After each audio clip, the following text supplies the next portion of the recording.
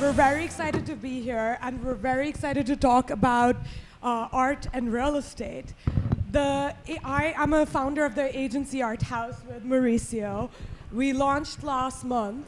The agency Art House is an art consulting service that helps people purchase and sell art specifically as alternative investments. Traditionally, people have not known or haven't been given access to art, purchasing art just as an investment.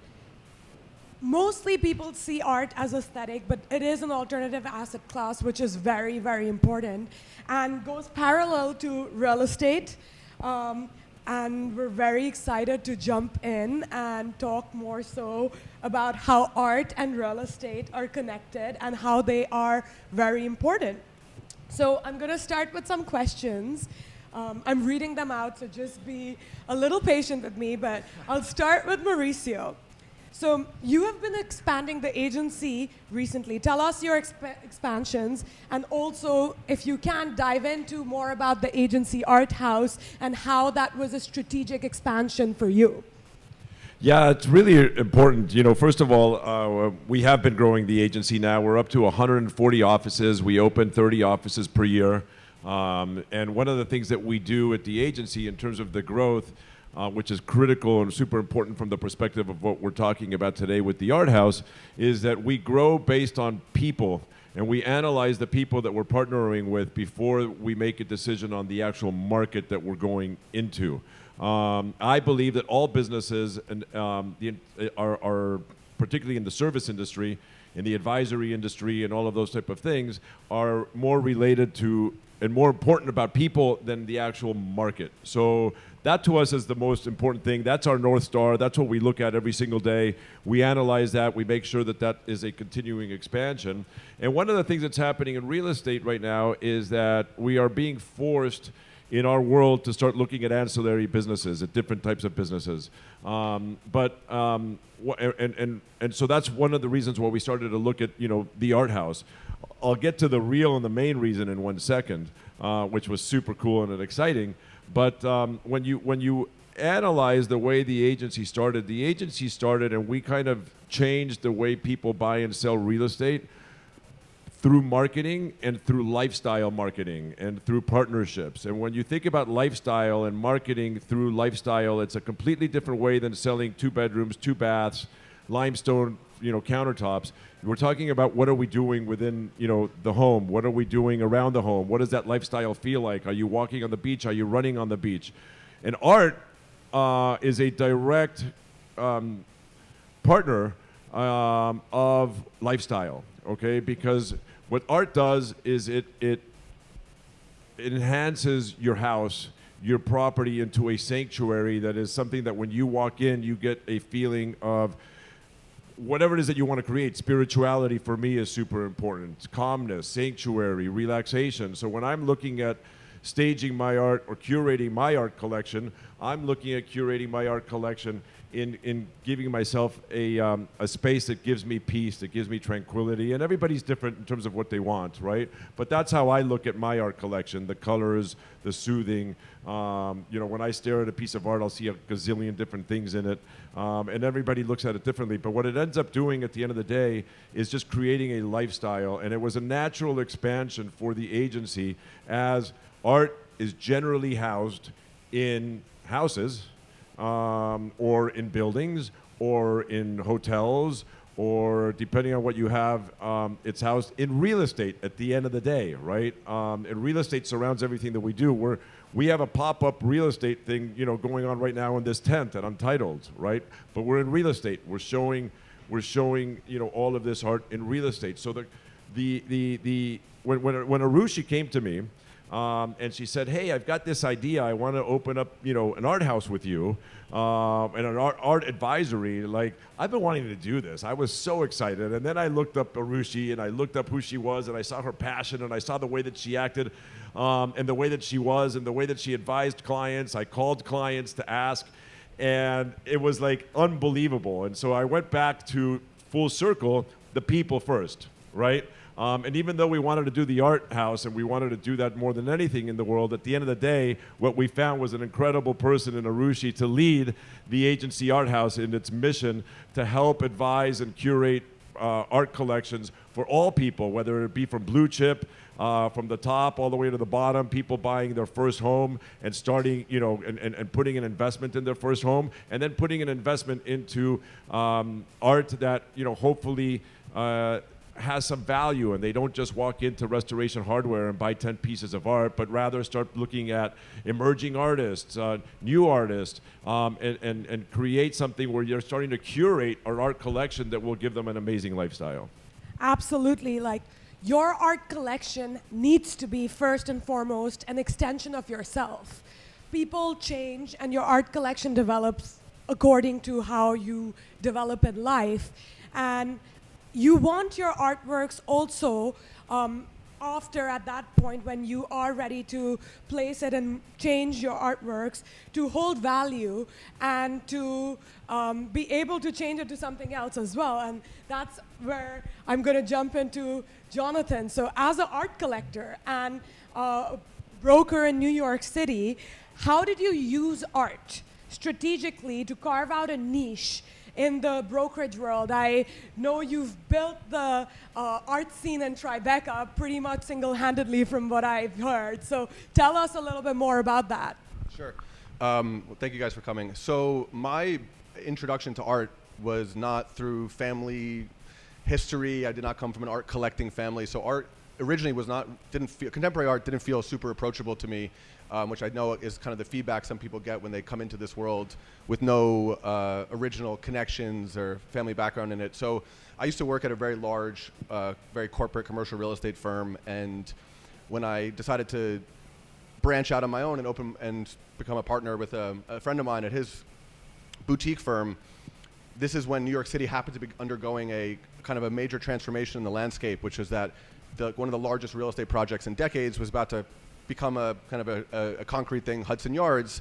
And there was an article in the Wall Street Journal that was talking about how West Chelsea was going to undergo this massive transformation because the developers that had previously overlooked this one area of the city were now going to kind of come into this neighborhood with now, you had Hudson Yards coming online to the north of West Chelsea, you had the High Line to the west of West Chelsea, which became this big tourist attraction, and then south of West Chelsea, you have the Meatpacking District, which is a very kind of trendy, high-end retail area, and the Whitney had moved there relatively recently.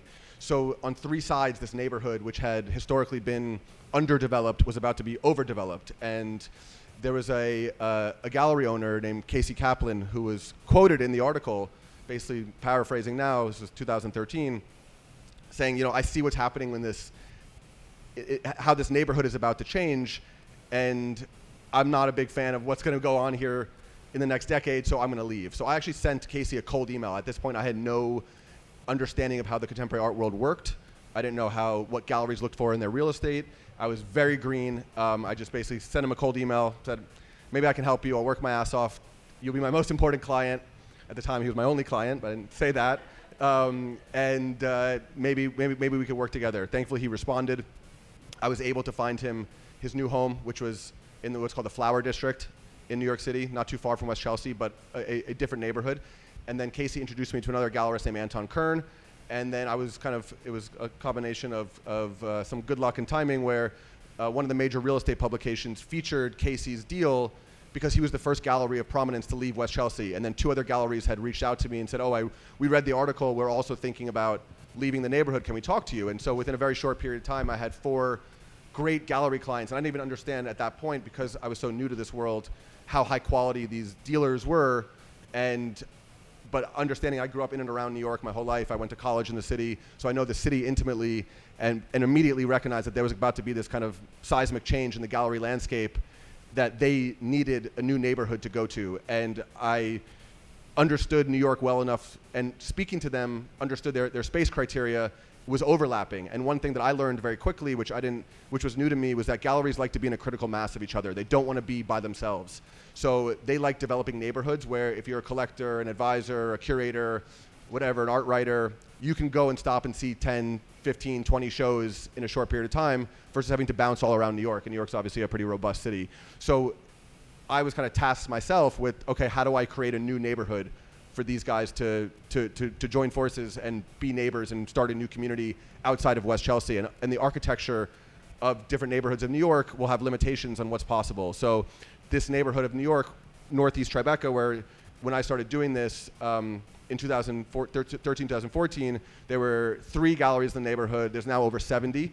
And the neighborhood is now considered kind of a bona fide art district, which is great for me. I live in the neighborhood. It's great for people who are interested in participating and don't necessarily want to go to West Chelsea.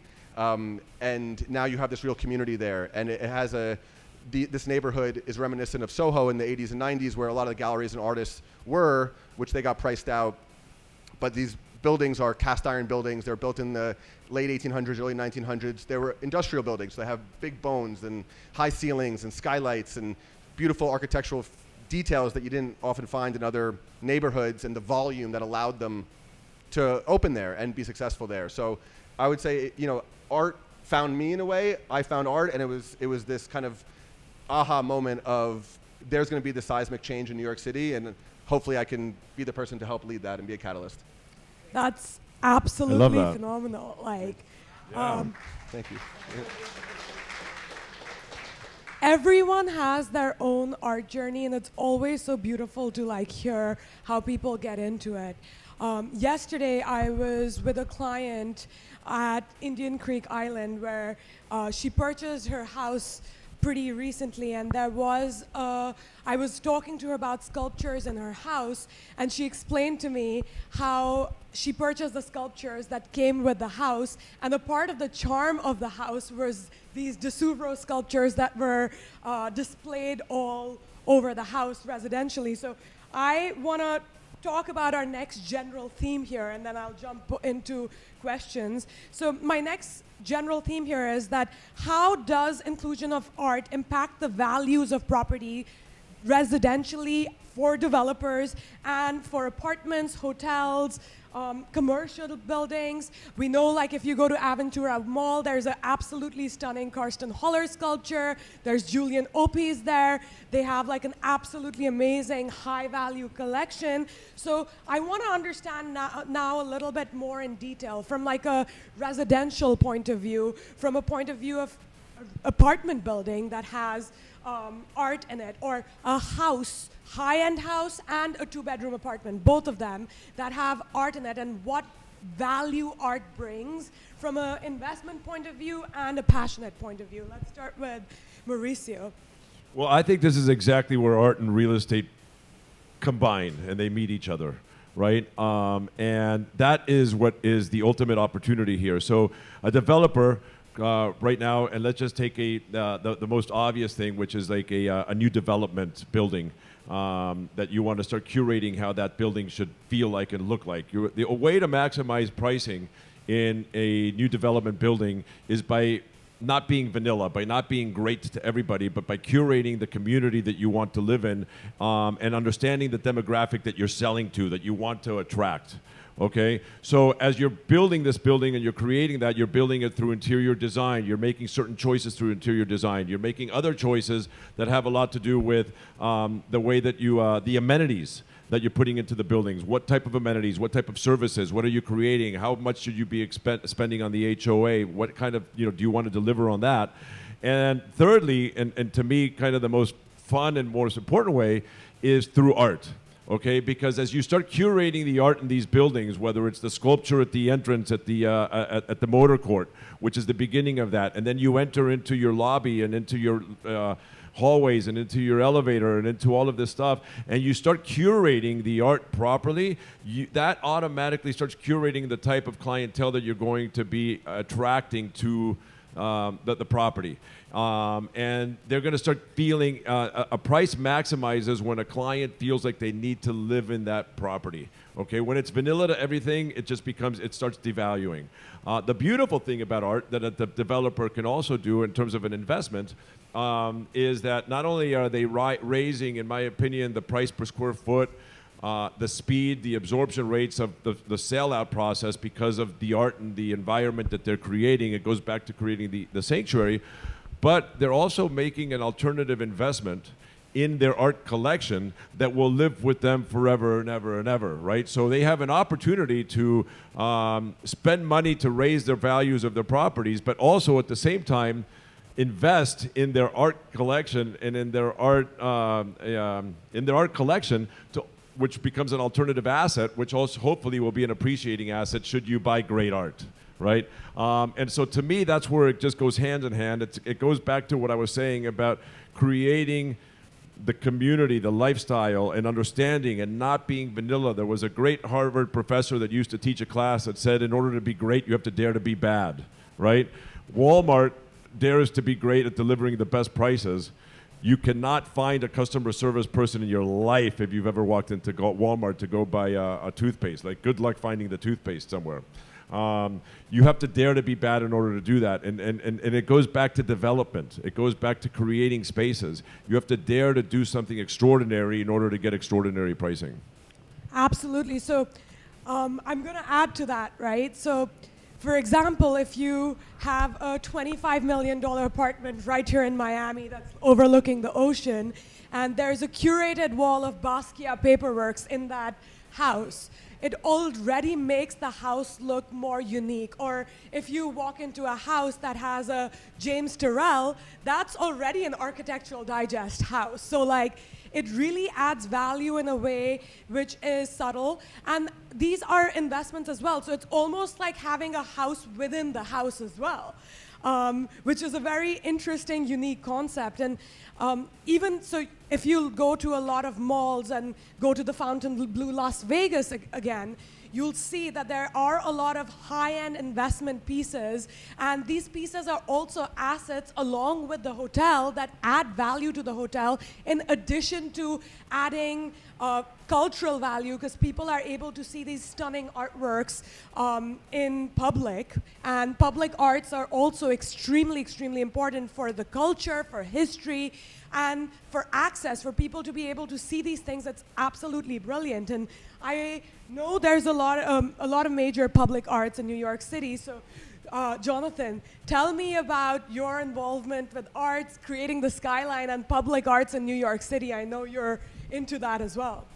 I just want to add one thing to that, which, as you were talking about it, that it reminded me of Steve Wynn, right, when he built and he had the Picasso collection, right? More people talked about the Picasso collection than they did about the hotel. And that brought a lot of people to the hotel. And it brought people to go look at it. So that investment, and then when he sold the hotel, I think it was the Bellagio, it turned out that the investment in the art, I think, was worth more than the actual hotel and the casino, or something like that was the story, plus or minus of that. So, I mean, New York City is a unique city in that it's, not easy to kind of get projects approved and whatnot, but in regards to kind of how art can affect real estate in terms of how you walk in a feeling. So my real estate practice is only commercial and really only art and design. So I'm not dealing with apartments or homes or whatnot, but there is still this undeniable feeling where if you walk into an office building or you walk into some boutique lobby and there's a beautiful painting or a sculpture, or even the way the interior design and lighting fixtures, I mean, it has an impact. People immediately feel they're in a place of quality, they're in a place of a lack of taste, and it just impacts people's reactions. And there's no doubt that there's a tangible element. If you walk through enough spaces with people, which I do on a daily or weekly basis, you could see their reactions and how they're drawn to certain things. And sometimes, developers, landlords can make mistakes, and they have someone, that's advising them on art or their lobby or whatever, and it ends up being a detraction. I've walked into lobbies where they'll hire some graffiti artist to do something. They think it's cool because it's New York and it looks cheesy, and someone walks in and is like, this isn't for me. I don't want to have my clients walk in and see kind of a graffiti mural right in the base of a beautiful boutique lobby in Soho, which I've had happen before. It's art. It can be just a major impact in terms of people's initial reactions and kind of the level of quality of the spaces you're in architecturally. Arushi, I have a question for you that I think is super important because it made me decide to partner with you. When you look at advising clients, yes, and you have agents in this room and you have agents everywhere, but you also have clients in this room and you have a lot. When somebody hires you as an art advisor, or they hire the agency Art House, how are you analyzing how you're going to help them build and curate their collection? Like, you always talk to me that you wanted to bring more transparency, that you wanted to bring more openness to that opportunity, to give them access. Like, what does that look like if somebody were to start working with you? Absolutely. So the art world has been very opaque. And it has been very opaque for a reason, because the way it was set up in the 70s, 80s, 90s, it was an alternative asset that was only accessible to the 1% of the world, right? The world has since changed, and we have a lot more transparency and a lot more information available. So I think it is our duty to bring that same asset class to everyone at all price points, at all levels. You can find artworks at alternative assets at an emerging level at $5,000, $10,000. And I think in the last couple of weeks, when I've spoken to a lot of people, I found out that a lot of people think that, like, in order for an artwork to be an asset, it has to be a Warhol or a Basquiat at the 10, 20, $30 million level. Absolutely, it definitely is, but there are artworks at all levels. You don't have to go and purchase artworks that are not in that class. And in terms of curating artworks for my clients, right? The first and foremost the thing that people want to know is that the things that they're putting on their wall is aesthetic, is an extension of themselves and passionate, and they are passionate about it. So my first phone call, the discovery phone call that I have with each and every client of the agency Art House, whether they're with me or working with one of our vetted art advisor, and I'm always the first person to talk to them, is I'm trying to understand who they are, where they're coming from, what their thought process is, what they are connected to, who their mom is, who their dad is, what their kids are all about, all of those things. And then after that, according to understanding them, we curate a PDF of specific artworks going through all of the galleries of what I think would fit well with them and their personality. And it's my job and my duty to also understand financially and fiscally what their expectations are, what their risk management is, and then I give them options according to both of those things. That's why you hire an art advisor, right? I am supposed to be your guide in this art world. I'm supposed to tell you, and there's a lot of other things that, like, people don't understand, which is the after-sale service as well, right? Once your artwork gets on the wall, you need the artwork insured. Sometimes when you're buying large art collections, you want structuring and you want the right lawyers, and we will connect you to the right people and insurance, connect you to the best lawyers to structure it. You want to build a private foundation, your art advisor is going to be your guide in this world.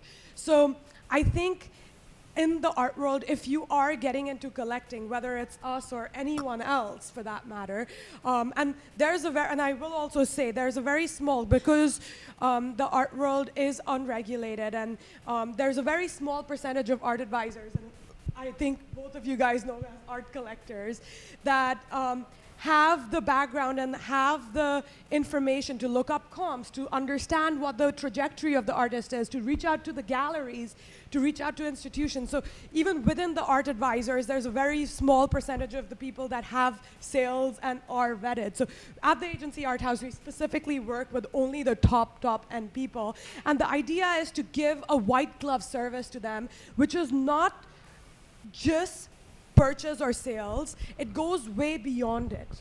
What I tell my clients is that building an art collection is not a race, it's a marathon. You have to keep going on and on with it for years. And as you change, your art collection changes also, right? You don't remain the same person for a long period of time, and your art collection won't remain the same for the longest period of time. So does that answer your question a little, Mal? 100%.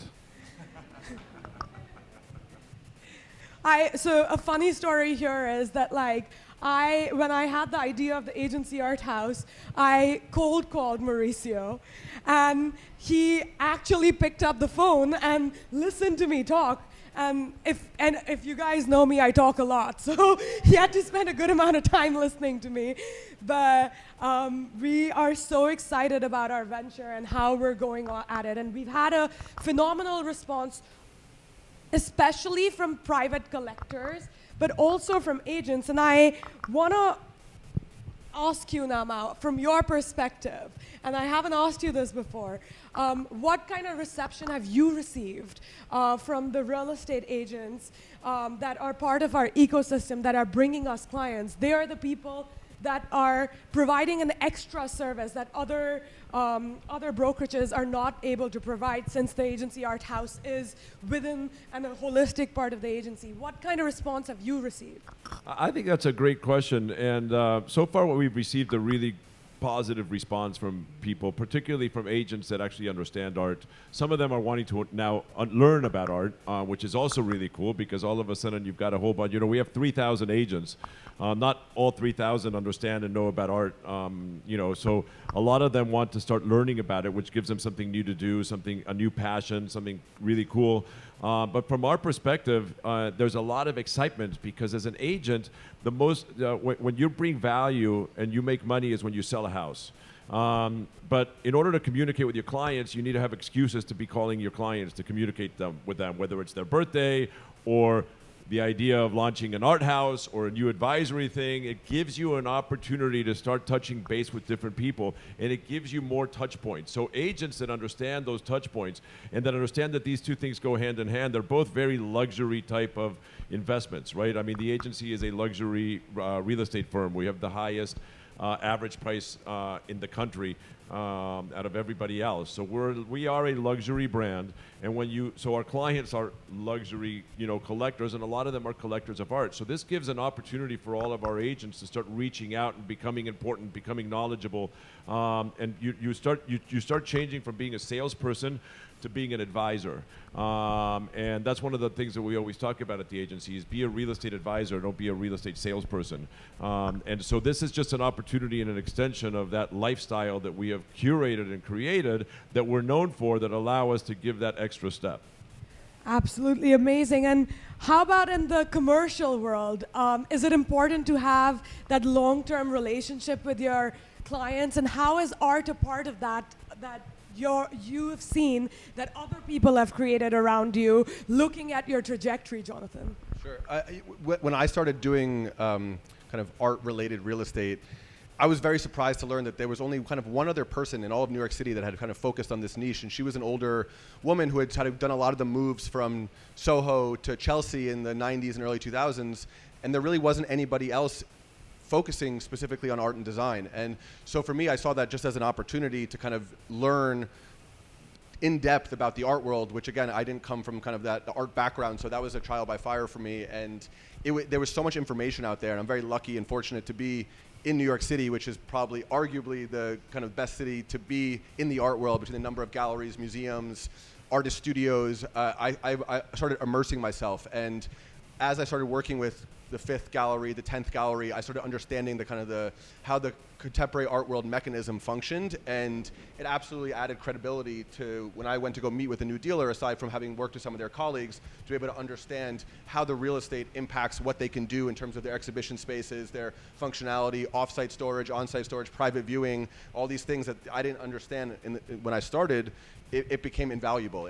All of a sudden, I felt like we were speaking the same language, and they felt there was a level of comfort that they had with me, but very different from Mauricio. I work completely by myself, so he's got 3,000 agents, I'm just one, so we have a very different kind of paradigm in terms of how we work. And so for me, it's like I'm hands-on on every element. Granted, the volume of deals will obviously be very different, kind of as an independent sole person versus a large agency. But to me, the knowledge that you have and that comfort that you and your clients are speaking the same language is invaluable, and that's absolutely, I think, earned the trust of people that I've worked with, and learning about the kind of the every component of the art business, from the contemporary art market, from how artists operate, how galleries operate, and how that impacts our real estate, has been very full circle, and it's extensive. So it took several years, and I think at this point now it's kind of become very fluid, and it's an invaluable thing. So what you're saying is essentially being an art collector has really helped and impacted your career. Absolutely. And also one thing that people, when they first start collecting, myself included, didn't understand the idea of what primary access means, and what that means to be able to buy art from great dealers by in-demand artists. So my original thinking was that if you could afford to buy a work, you could walk into a gallery and say, oh, I like that, it's available, yes. I'll pay for it. Galleries tell you they don't sell art, they place art. So they're going to place it with the people they think is going to best serve the artist. And that was something that I had to understand, because I got a lot of no's when I first started buying art or wanting to buy art, because I didn't have an established collection. I wasn't kind of speaking the language yet. So having that level of comfort, you walk into a dealer and they're saying, you're going to help us with real estate. Great. We'd love to help you, help add to your collection. And that conversation has become a lot more of a dialogue as opposed to me just asking questions. And one of the things that I did when I first started reaching out to galleries, because as I got my fourth or fifth gallery client, I said, okay, this is the niche that I want to focus on. I started cold emailing every gallery, starting with New York and then LA and then Paris and London, and I got a bunch of clients that way. But what I would do is I would go through all the artists that the galleries represented and say, and by the way, I'm a big fan of so-and-so's work, which wasn't bullshit. I would pick the artist that I liked the most and say, I'm a fan of their work. And I started educating myself on what I was interested in and really kind of honing what my collection wanted to be about, because I was looking at dozens or hundreds of images of artworks every day. Granted, it was online, it wasn't in person yet, but just by going through each gallery's website and going through all their artists, I started familiarizing myself. And that was a huge part of my education process.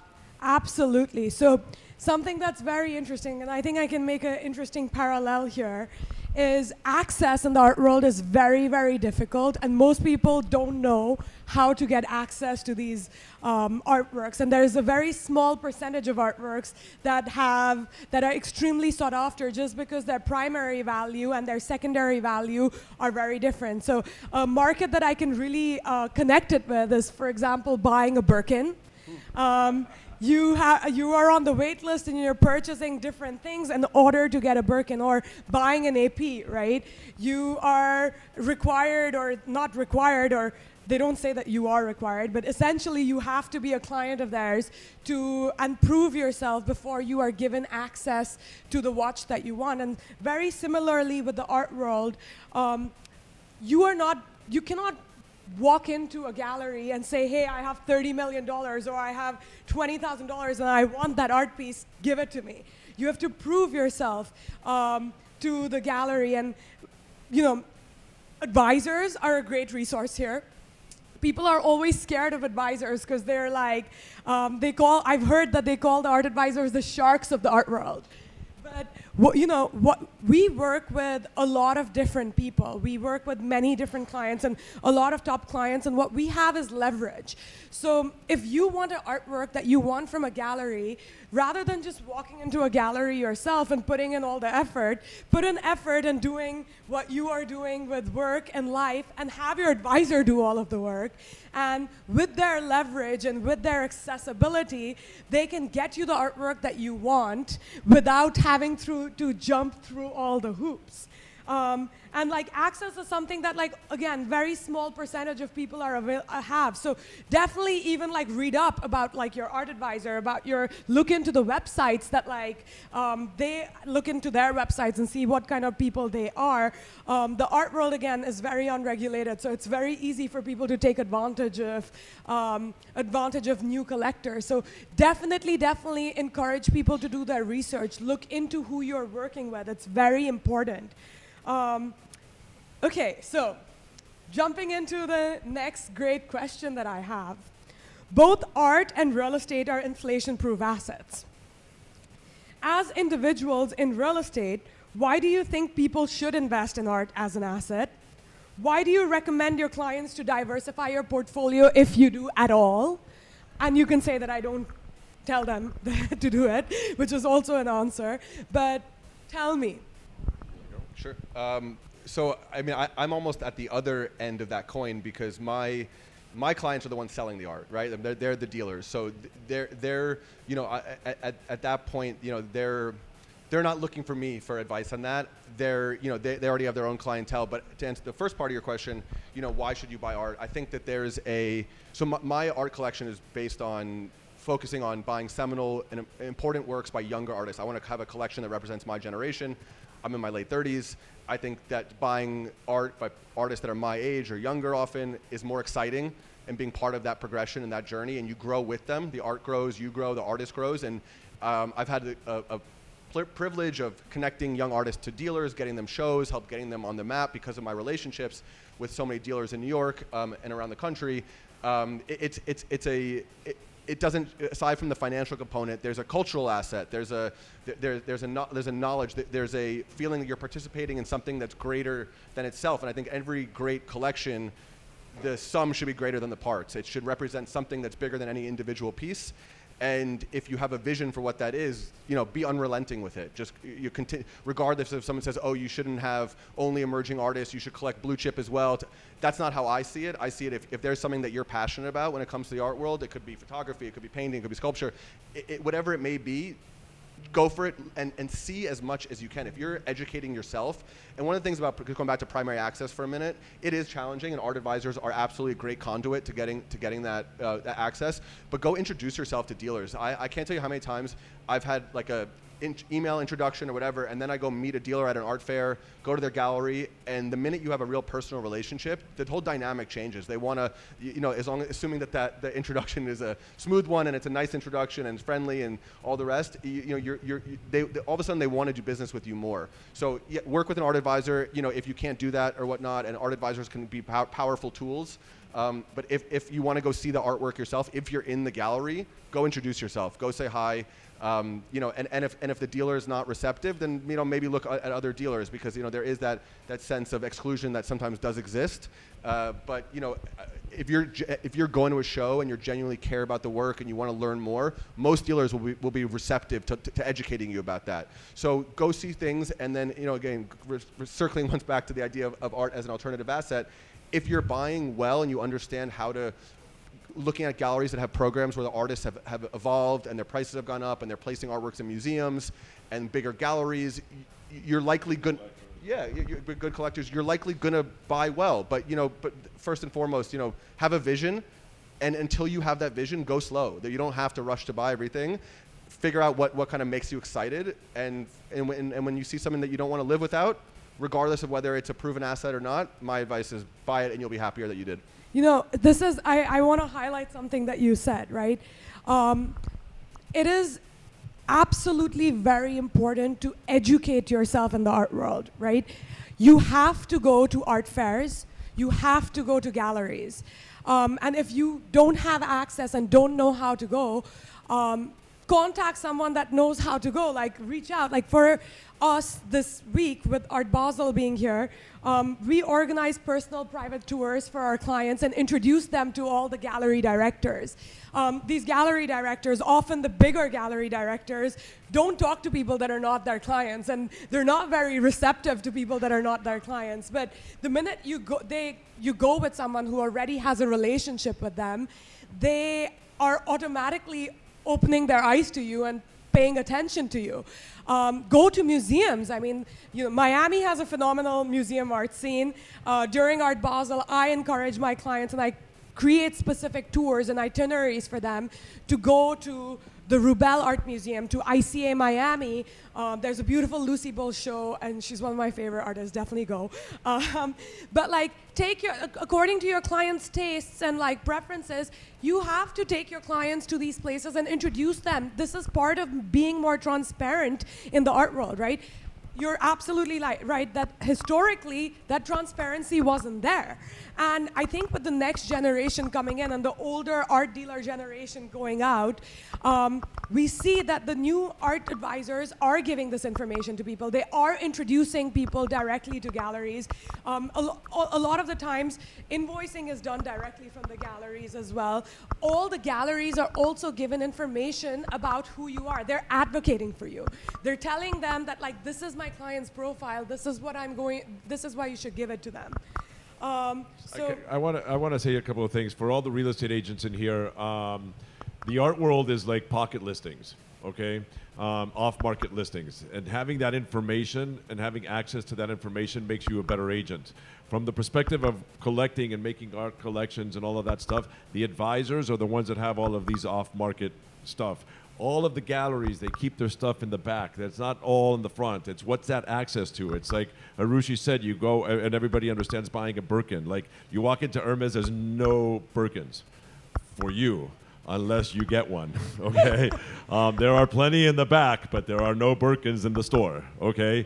And that's what this is all about. So I just want you to correlate that, and that's why it's so important to hire a good art advisor. From the perspective of collecting art, part of the fun thing about collecting art, what Jonathan just said, is that it's the journey. Like, enjoy, and that's what they're both talking about. Enjoy the journey of collection. Enjoy going. You don't need to, like, go in and just buy everything and all of a sudden have enjoy that journey, enjoy learning, enjoy that process. It's like when you get into your car and you take a long drive and you get all frustrated about the drive because there's traffic, or you get into that car and you turn on the music or you turn on a podcast and you enjoy the journey of arrival. That's half the fun. And half the fun of getting into art, you can get into art at any age. You can start getting into art at 70 years old or at 20 years old or at 10 years old. It doesn't matter. You can get into it at any time. But at the end of the day, do it so that it fills your heart, okay? And it fills what you like and your space, and it does something for you. And if it doesn't do anything for you, don't buy any of it. Like, go to Restoration Hardware and just decorate your store. Third thing I wanted to say just real quickly, Arushi, we were talking about art and real estate and art and space and art and developments and all that stuff. I'm from Mexico City, and I just went to Mexico City last week. And I was walking the streets. I took my daughter. I took her. It was kind of her first time since visiting her grandma. And so I wanted to show her where I was from. And we walked the parks and we walked the museums and we walked all of these different things. And we walked and walked and walked. And one of the things that I realized is doing this, even though I go back all the time, is I realized how much money Mexico has spent on art, decorating the city. And I realized how that changed the city. When I went there years ago, it was dirty, there was trash, there was all kinds, it just did not have the vibe. Now that there's art everywhere, people themselves are taking care of their city. It's starting to change everything, and you see that and you feel that vibe. So art can really change so many different things in terms of the way that you feel and the way that you curate. And I just wanted to give that example because my eyes were wide open during that example just a week ago. And it's beautiful to see that. It's beautiful how art changes lives in the world. Absolutely. Okay, so since we're almost out of time here, I'm going to end with one question. And I will say that people are a lot more interested in Mauricio's personal life than mine or Jonathan's personal life. So my next question here is, how has art added value to your personal and family life for both of you guys? I guess I'll start. It's for me, it's opened up my eyes. It's something that I recently got into art. Not that many years ago. I would say maybe 5-6 years ago is when I really started to get into art and understand the art world and start collecting my own collection.